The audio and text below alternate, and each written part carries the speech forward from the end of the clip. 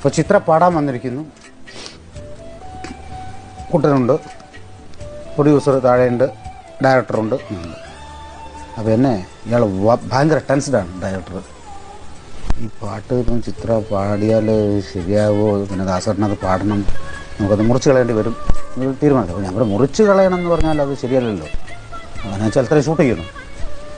അപ്പോൾ ഞാൻ കുട്ടനെ വിളിച്ചു, കുട്ടാ നീ ഒന്നും ഇങ്ങോട്ട് വരും, നമ്മളെന്ത് ചെയ്യും, നീ പുതിയൊരു ട്യൂൺ ഉണ്ടാക്കുന്നു, ചിത്ര പാടാൻ വന്നിരിക്കുകയാണ്.